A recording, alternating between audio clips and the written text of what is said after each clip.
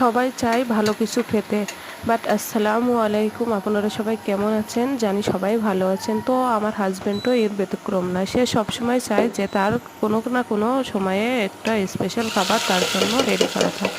তো আজ যেহেতু আমার হাজব্যান্ডের দরবার আছে, সে দরবার শেষ করে এসে খাবার খাবে। তো সকালে নাস্তা করে গেছে, এখন তো এসে খাবার খাবে, সেই জন্য তার জন্য আমি স্পেশাল কিছু খাবার রান্না করছি। আর যেহেতু আজকে বৃষ্টি হয়েছে, তাই বৃষ্টির দিনে আমি তার জন্য গরুর বট রান্না করছি। আর সবাই চায় যে বৃষ্টির দিনে একটু ভালো স্পেশাল কোনো খাবার থাকুক। তো যে আমার যেই বলা সেই কাজ।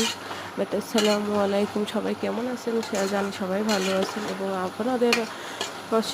আপনাদের দয়া এবং আল্লাহর অশেষ রহমতে আমরাও অনেক ভালো আছি। বাট আমার হাজব্যান্ড একজন ডিফেন্সের চাকরিজীবী। সে সবসময় চায় যে তার জন্য একটা,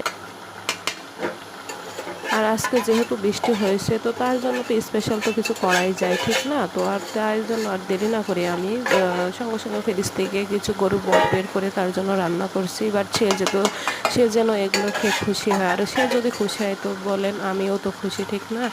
তো আমার স্বামী কিন্তু অনেক দিন রাত খুব পরিশ্রম করে আমাদের জন্য, তো তার ভালো রাখা তো আমাদের দায়িত্ব, কর্তব্য।